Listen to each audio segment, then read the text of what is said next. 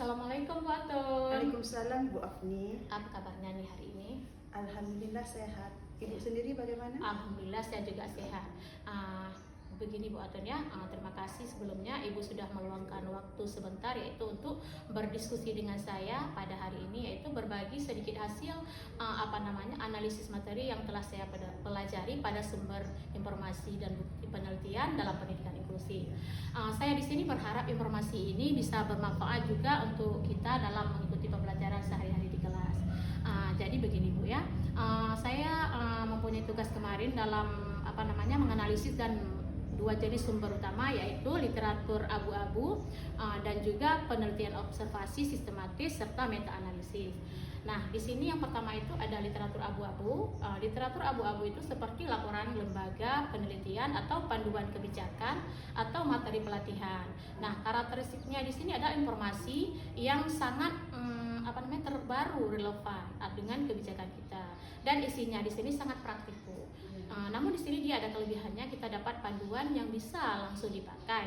Tapi namun di sini ada kekurangan juga Bu. Kekurangannya di sini yaitu tidak bisa menjamin kualitas yang sangat ketat seperti penelitian ilmiah. Dan yang kedua di sini ada observasi sistematis, yaitu ini cara kita untuk mengamati kelas secara terencana dan terstruktur. Namun di sini ada kelebihannya juga Bu. Yang pertama, datanya sangat nyata dan pas dengan kondisi siswa kita sendiri. Namun hasilnya pasti berlaku di situasi yang kita amati saja Bu. Nah, yang terakhir di sini ada meta analisis.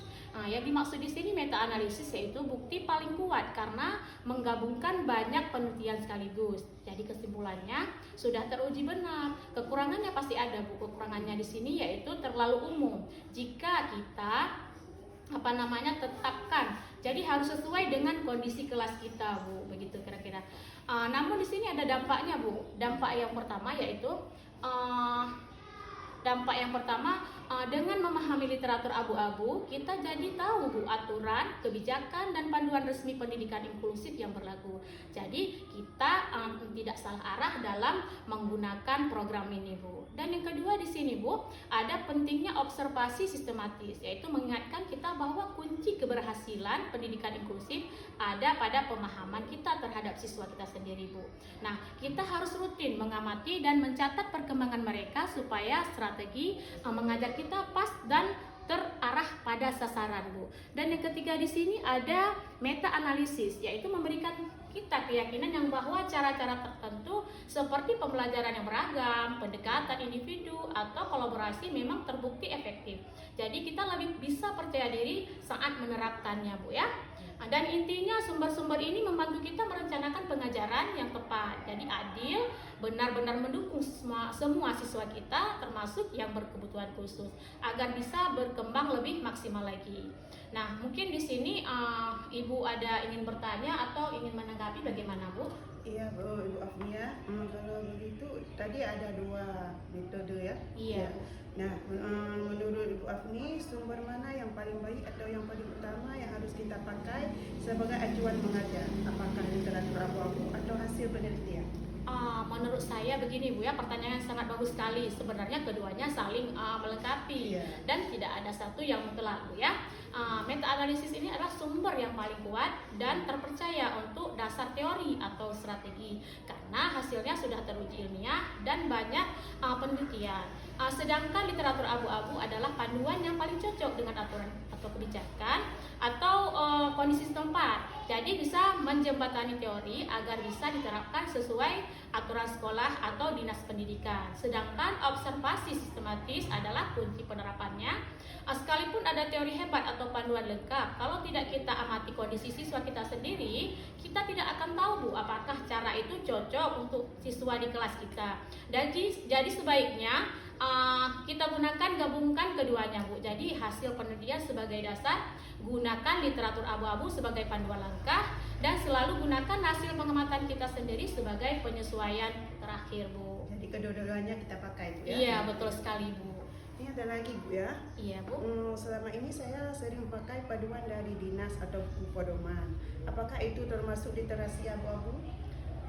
Betul sekali Bu. Mungkin panduan dari dinas atau surat edaran atau modul pelatihan resmi itu semuanya termasuk literatur abu-abu. Namun di sini soal kepercayaan boleh dipercaya dan sangat wajib kita jadikan acuan karena isinya adalah kebijakan dari standar yang berlaku di daerah kita. Namun kita tidak bisa menggunakannya secara kaku atau sepenuhnya begitu saja Bu ya, tanpa melihat kondisi yang nyata seperti yang saya bahas tadi Bu. Literatur abu-abu ini kan kadang belum tentu mengakomodir semua siswa kita untuk kita percaya dan ikuti pedoman dasarnya, tapi kita harus sesuaikan pelaksanaannya berdasarkan hasil pengamatan kita Bu terhadap kemampuan dan kebutuhan siswa kita Bu. Intinya ikuti aturannya sesuai metodenya Bu, begitu Bu kira-kira. Kita lihat dulu kondisi siswa kita, baru kita gunakan begitu Bu.